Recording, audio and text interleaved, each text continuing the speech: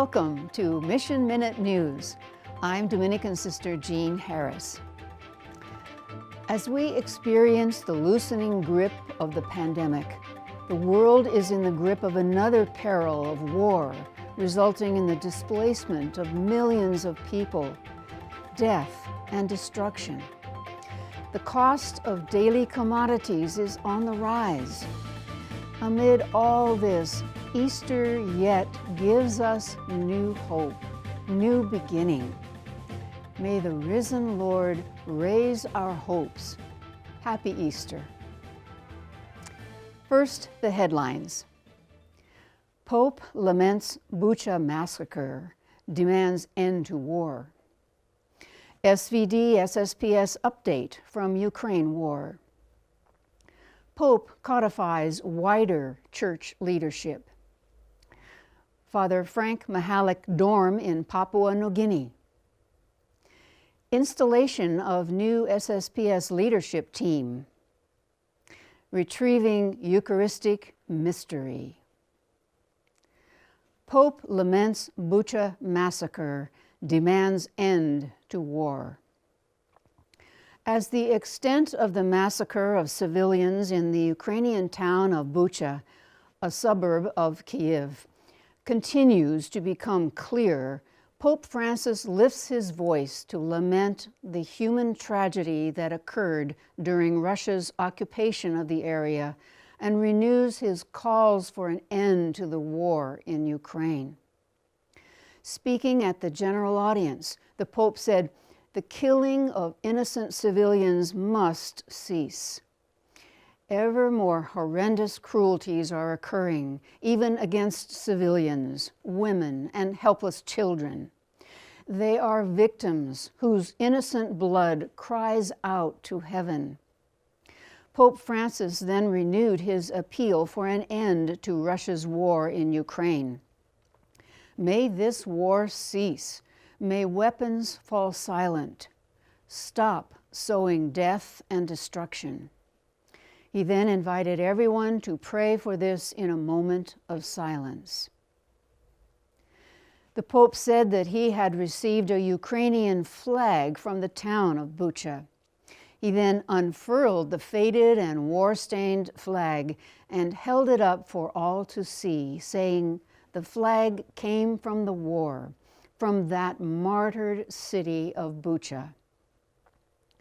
Pope Francis added that several Ukrainian children, now refugees in Italy, were present at the general audience, and he invited them to come up to the stage with him.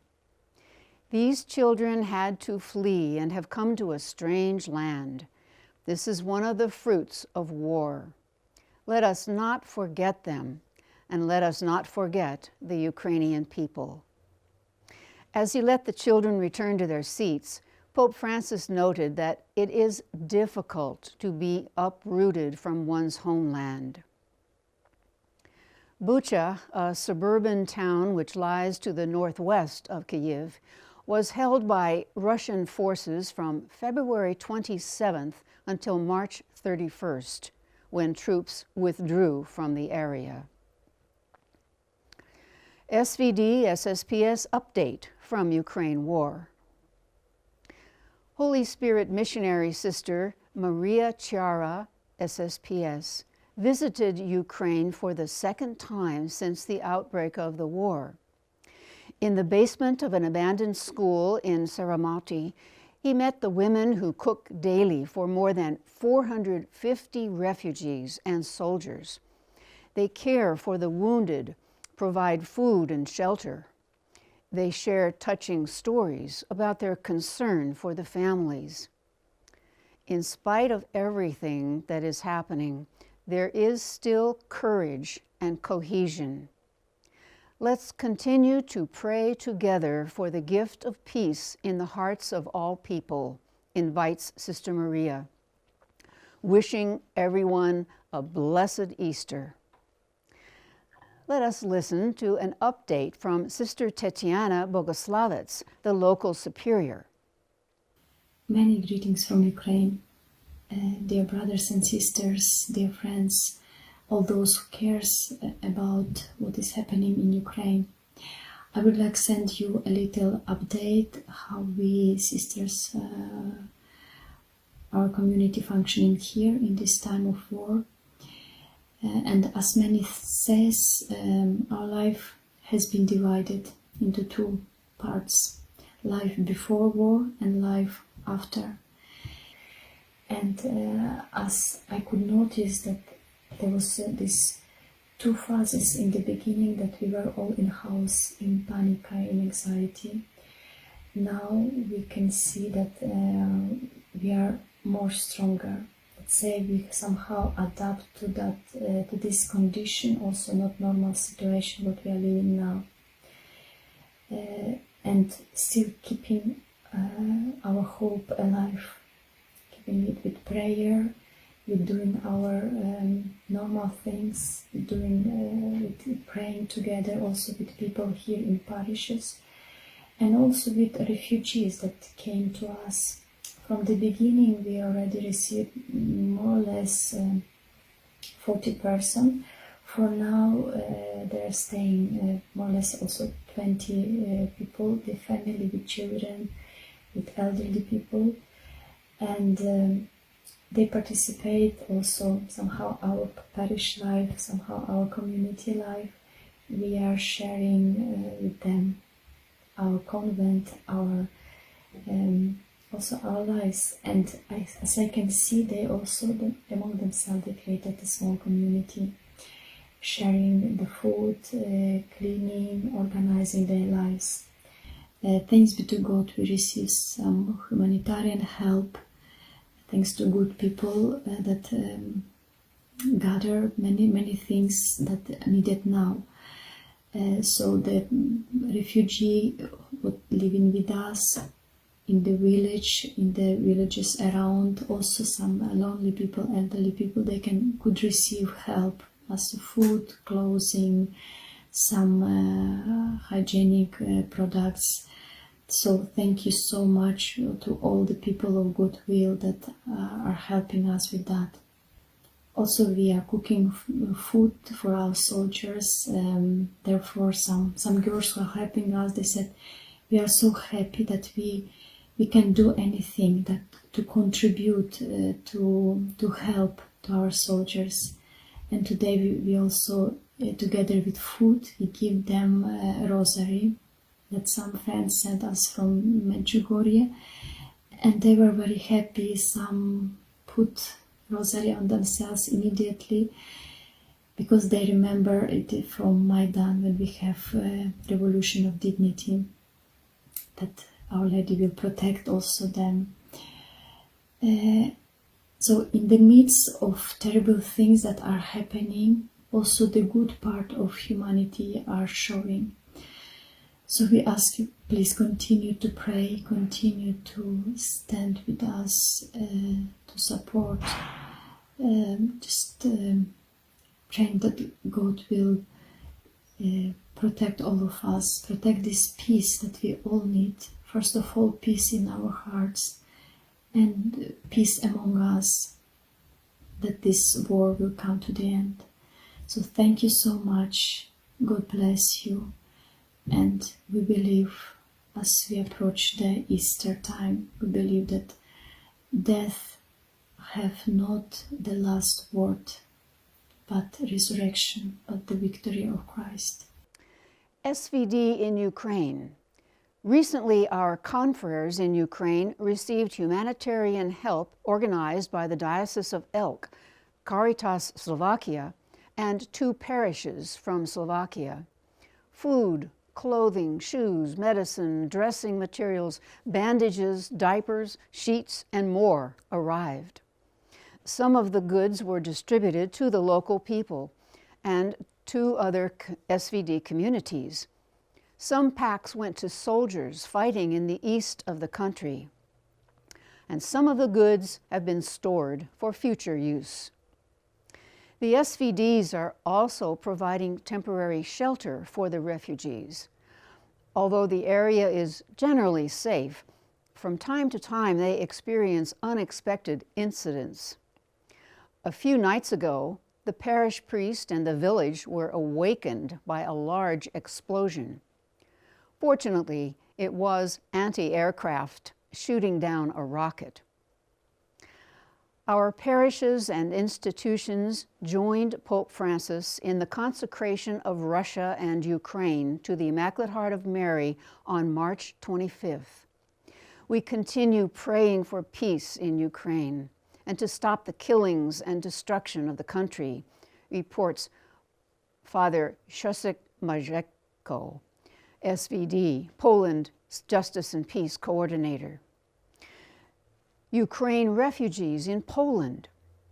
Currently, 5 SVD mission houses in the Polish province have welcomed 61 refugees. One more community is preparing to receive 30 more people. The provincial and council have agreed to assist all communities helping refugees. The province, together with the mission procure, the General Aid, and other institutions, is raising funds to support our confreres working in Ukraine, as well as SVD and SSPS refugee activities in Poland. The offering of Polish language classes is an interesting initiative begun by our SVD parish in Nysa. It seems a parishioner who is a professional teacher offered free classes for 30 migrant people. Migrant Center is doing something similar in Warsaw. Every day, more and more people come to our Fu Shenfu Center asking to learn Polish. We also cooperate with a group of women religious in Warsaw who are giving shelter to 50 Ukrainians and have our volunteers go there to teach the Polish language. Ukraine refugee crisis in Hungary. According to the latest statistic from Hungary, 540,000 refugees have already arrived from Ukraine. With our friends from the Club of Rome, we visited 5 refugee sites, about 80 people in villages of eastern Hungary. We brought them food, cleaning materials, games, etc. The youngest among them is 1 week old, and a pregnant woman will give birth soon, shares SVD Fathers Albert Ngamba Mungwala and Marcos Antonio Miranda, Justice and Peace Coordinators. Donovan Castle receives refugees. On Friday, March 18th, our SVD residence, Donovan Castle in Roscommon, Ireland, was repurposed to receive refugees from Ukraine. The former student block was converted and renovated by local volunteers to receive 30 Ukrainian families, totaling up to 100 persons. The refugee initiative is being spearheaded by Roscommon County Council with the support of Roscommon Lions Club and Roscommon Leader Partnership. In this phase 1, we're preparing 35 suites with bedrooms, including 4 large bedrooms to cater to the needs of families and children. Other agencies will be involved in the rollout of services in phase 2 to provide social, medical, and other supports. For how long? Nobody knows. Father George Ager, SVD, rector, said, at 10 a.m. on Friday, March 18, our former residence building was an empty shell. But by 8 p.m. that night, we were ready to receive 100 Ukrainian refugees. The lights of the residence block are now aglow for the first time in a long time. It's more like the season of Advent than Lent at Donovan, marked by hope, light, peace, and collaboration. Refugees from Slovakia. Divine Word missionaries in Slovakia, which shares the border with Ukraine and the Czech Republic, are providing shelter for Ukrainian refugees and collecting humanitarian supplies. Our 2 houses in Slovakia are accommodating refugees coming from Ukraine. The provincial house in Nitra and the novitiate in Vidina. In Bratislava, we organized a collection of materials and medicine for the people coming from Ukraine and handed over to Catholic charities in the eastern part of the country where Slovakia borders Ukraine. Our missionaries are also preparing to travel to the border to help. Father František Kantar, SVD, parish priest of Nový Josenko in the Czech Republic, says the confreres are ready to meet any type of need that arises. They are in constant contact with their bishops and charitable organizations about the requirements at the border. There is an urgent need for Russian-Ukrainian translators, as most ordinary people are not bilingual. Pope codifies wider church leadership.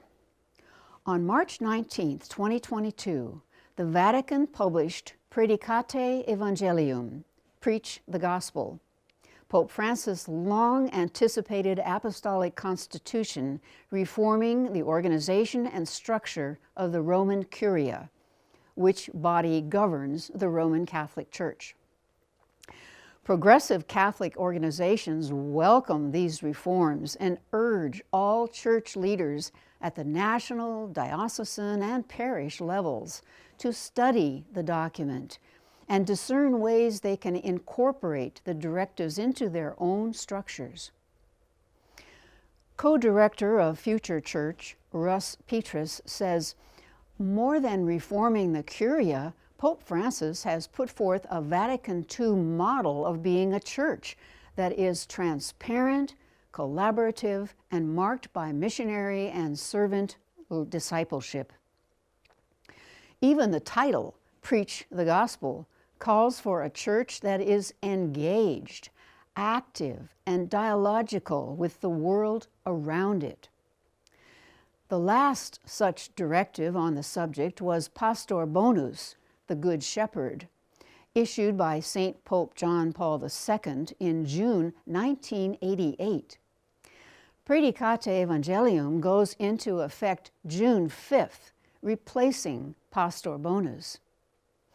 Perhaps the biggest breakthrough in the teaching is the opening to any member of the faithful to lead one of the 16 Vatican dicasteries or departments. Future Church has long advocated for the decoupling of ordination and church leadership. Pope Francis has slowly placed women into leadership roles in the Vatican over the last few years.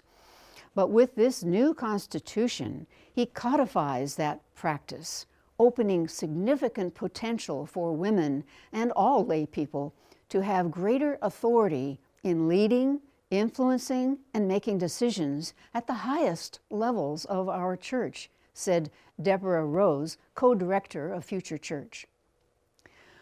Father Frank Mahalik Dorm in Papua New Guinea. The Madang campus of Divine Word University has just opened a new 73-bed male dorm in February 2022, named after Father Frank Mahalik, SVD, priest, publisher, linguist, lecturer, and former staff member of the university, when Father was head of the university's Communication Arts Department from 1982 until his retirement in 1997. Father Mahalik came to Papua New Guinea in 1947 to be parish priest at Marienburg. Among his parishioners was the young Michael Samare, who later became the South Pacific Island nation's first prime minister. While serving at the mission, Father Mahalik contracted tuberculosis and from a hospital bed in the U.S. started putting together the material that would become the first Tok Pisin dictionary for that commonly used Creole language in Papua New Guinea. Today, Father Mahalik is widely known for the dictionary and for founding the Tok Pisin newspaper, Wan Tok. His volumes of mission anecdotes and his book on Papua New Guinea mission history are a treasure trove of information and inspiration. In 1999, Father Mihalik retired to the Divine Word Missionary Residence in Riverside, California, where he died in 2001. Installation of new SSPS leadership team. The installation of the new Congregational Leadership Team, CLT, of the SSPS Sisters took place on March 31st at the SSPS Generalate in Rome during a Eucharistic celebration by Father Budi Kaladen, SVD, Superior General, and SVD priests Xavier Turukudumbam and Bakoma Dajomgu. Sister Maria Theresia Hornerman, outgoing congregational leader who served on the leadership team for the last 14 years, in the name of the whole congregation, welcomed the new leadership team, remembering that all the elected leaders have experience in leadership themselves, and that this service can be very enriching and meaningful, giving them opportunities to animate and enable people, to get things done, and to encounter many people and cultures. Sister Maria Theresia went on to mention the challenges they will face, such as the environmental crisis, war situations, pandemic, crises in the church and religious life, but also the signs of hope, like the call of Pope Francis for a synodal journey, greater involvement of lay partners, the Laudato Si action platform, and collaboration within the Arnaldus family. In an act of special blessing upon the new team, she said, "As you have been blessed, may you bless and strengthen others. We invite you to be a healing presence through your leadership service in our congregation and beyond, following in the footsteps of our mothers Maria and Josepha." The new team, elected during the recently concluded General Chapter in January, assumes their office to guide and serve the order for those next 6 years. They are Miriam Altenhofen, Congregational Leader; Sisters Mikmichaeline Bupu, Kreti Sanhuesa, Mariana Kamitsana, Tressa Sebastian, and Jana Tatova. Retrieving Eucharistic Mystery. Last November 15 to 18, the Catholic bishops of the U.S. met in assembly to retrieve and revive the most treasured doctrine of the Catholic faith, the sacrament of the Eucharist. The result was 201 to 17 bishops in favor of both the new document, the mystery of the Eucharist in the life of the Church, and a concomitant 3-year catechetical revival campaign. The ambitious plan has 4 prongs: the development of new teaching materials, training for diocesan and parish leaders, the launch of a dedicated revival website, and the deployment of a special team of 50 priests to travel the country preaching about the Eucharist. In the recent 50 years, treatment of Eucharistic doctrine by the U.S. Church has waned from a former once-every-decade practice. The 3-year campaign will culminate in a Eucharistic Congress in June 2024 in Indianapolis. Catholics eager to begin their personal revival of the Eucharist can pick up a short course online at no cost from Bishop Andrew Cousins of Crookston, Minnesota at usccb.org/resources-eucharist-life-church. The gift of the Eucharist is not just a symbol of Christ, but Christ himself, the real presence, as its traditional title states, given to us for our nourishment. It is a doorway through which we, like the saints and mystics before us, may enter into a deeper perception of God's presence, calling us to more fully participate in the liturgy and reach out in service. Buenos Aires women lifted up. 2 members of the order called Passionists have spent their entire religious lives living with people on the margins. But a little over a year ago, they began a very special ministry of accompaniment to the residents of Villa Hidalgo outside Buenos Aires, Argentina. Sisters Maria Angelica Agorta and Florencia Burachaga say, "We are Passionists because we accompany the passion, the suffering of men and women, especially the most neglected. And we believe that today the most neglected are the women of the villa."